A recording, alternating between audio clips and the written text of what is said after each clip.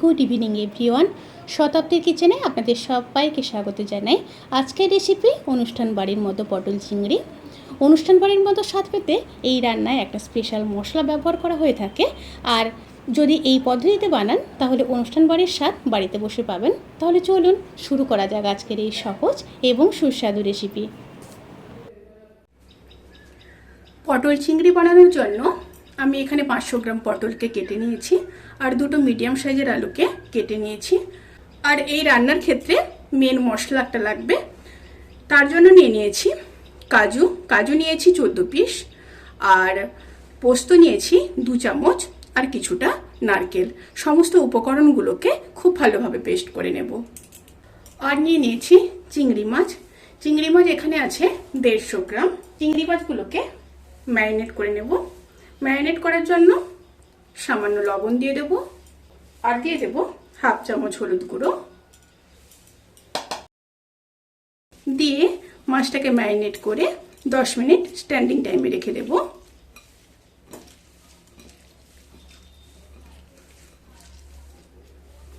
দশ মিনিট পর মেন রান্নায় ফিরে আসছি। প্রথমে কড়াইতে সাদা তেল দিয়ে দেব, বেশ কিছুটা সাদা তেল দিয়ে দেব। তেল গরম হয়ে গেছে, এবার আলুগুলোকে ভালোভাবে ভেজে নেব।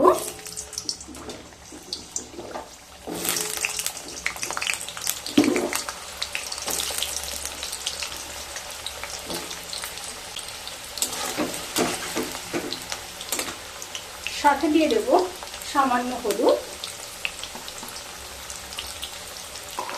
আর খুব সামান্য লবণ।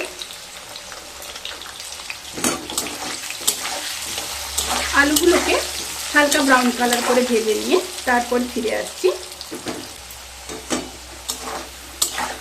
আলুগুলো হালকা ব্রাউন কালার করে ভাজা হয়ে গেছে, এবার আলুগুলোকে তুলে নেব।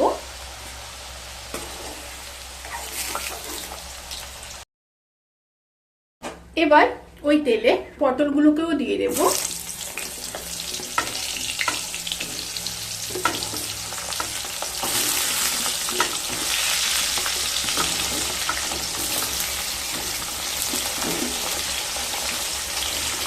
সামান্য লবণ দিয়ে দিলাম, আর হলুদ দেব না,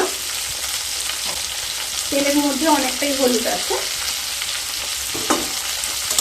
এবার পটলগুলোকেও হালকা ব্রাউন কালার করে ভেজে নেব। পটলগুলোকে হালকা ব্রাউন কালার করে ভেজে নিয়ে তারপর ফিরে আসছি। পটলগুলো হালকা ব্রাউন কালার করে ভাজা হয়ে গেছে, এবার পটলগুলোকে তুলে নেব।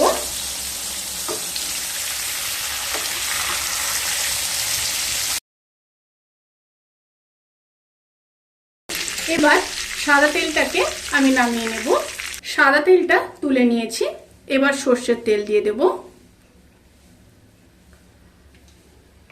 তেলটা গরম হয়ে গেলে চিংড়ি মাছগুলোকে ভেজে নেব।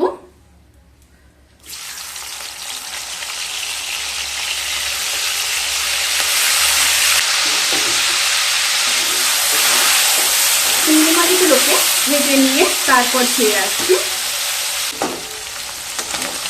চিংড়ি মাছগুলো ভাজা হয়ে গেছে, এবার মাছগুলোকে তুলে নেব।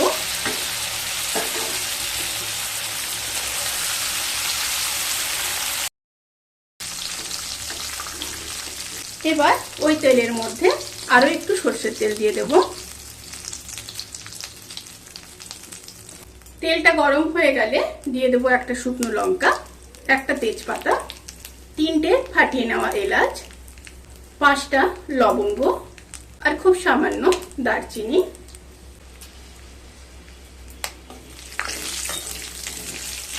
তেল থেকে যখন সুন্দর একটা স্মেল বেরোতে শুরু করবে, সেই সময় বেটে রাখা দুটো বড় সাইজের পেঁয়াজ দিয়ে দেব।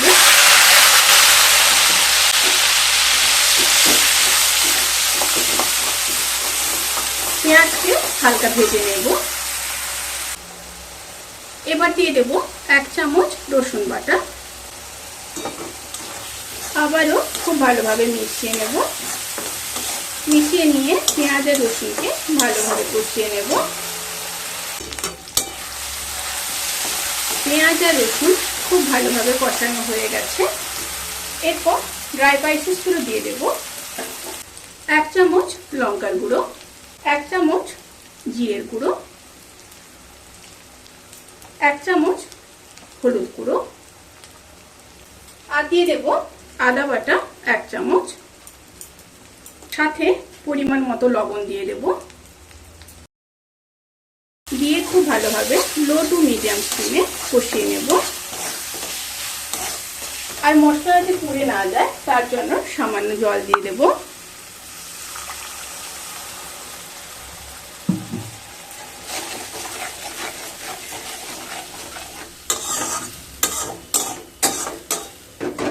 মশলাগুলোকে ভালোভাবে কষিয়ে নিয়ে তারপর ফিরে আসছি। মশলাগুলো খুব ভালোভাবে কষানো হয়ে গেছে। এরপর দিয়ে দিলাম দুটো বেটে রাখা মিডিয়াম সাইজের টমেটো, দিয়ে আবার কষিয়ে নেব।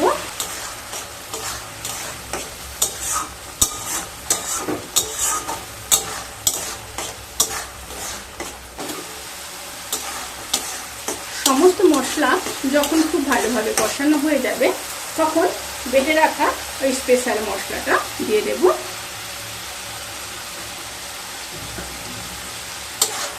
দিয়ে একটু নেড়ে নেব। নেড়ে নিয়ে মশলা ধোয়া জলটা দিয়ে দেব। দিয়ে আবারও ভালোভাবে কষিয়ে নেব। মশলাগুলো ভালোভাবে কষিয়ে নিয়ে তারপর ফিরে আসছি।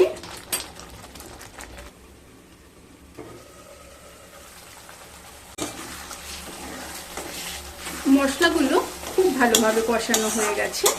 এরপর ভেজে রাখা আলুগুলোকে দিয়ে দেব। আলু দিয়ে মশলার সাথে আবারও 1 থেকে 1.5 মিনিট খুব ভালোভাবে কষিয়ে নেব।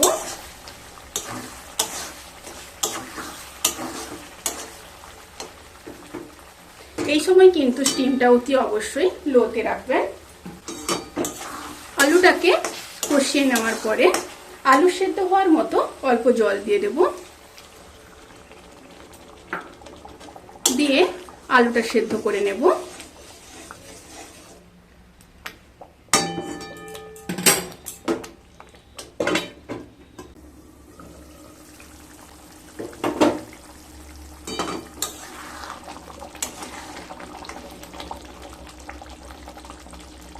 আলুগুলো খুব ভালোভাবে সেদ্ধ হয়ে গেছে।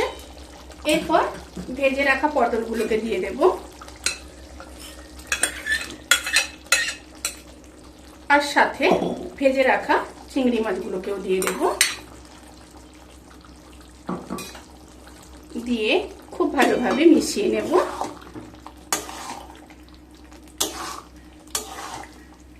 মিশিয়ে নিয়ে আবারও 5 মিনিট হতে দেব।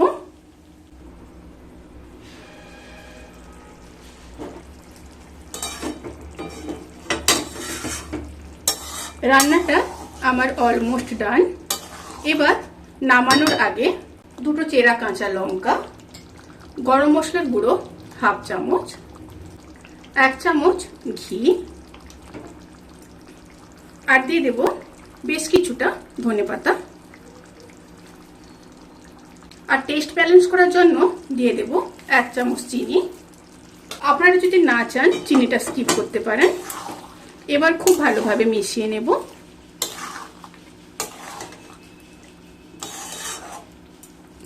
ভালোভাবে মিশিয়ে নিয়েছি। এবার ঢাকা দিয়ে গ্যাসের ফ্লেমটাকে অফ করে 10 থেকে 15 মিনিট স্ট্যান্ডিং টাইমে রেখে তারপর সার্ভ করব। ভিডিওটি কেমন লাগলো প্লিজ কমেন্ট করে জানাতে ভুলবেন না। যদি ভালো লেগে থাকে তাহলে সাবস্ক্রাইব করে পাশে থাকা বেল আইকন প্রেস করে নোটিফিকেশান অল করে রাখবেন। তাতে করে আমি যত রেসিপি দেব সমস্ত লিঙ্ক আপনাদের কাছে পৌঁছে যাবে। আপনারা সবাই ভালো থাকবেন, সুস্থ থাকবেন, সাবধানে থাকবেন। আজকের মতো এই পর্যন্ত। পরের ভিডিওর জন্য অপেক্ষা করুন। টাটা।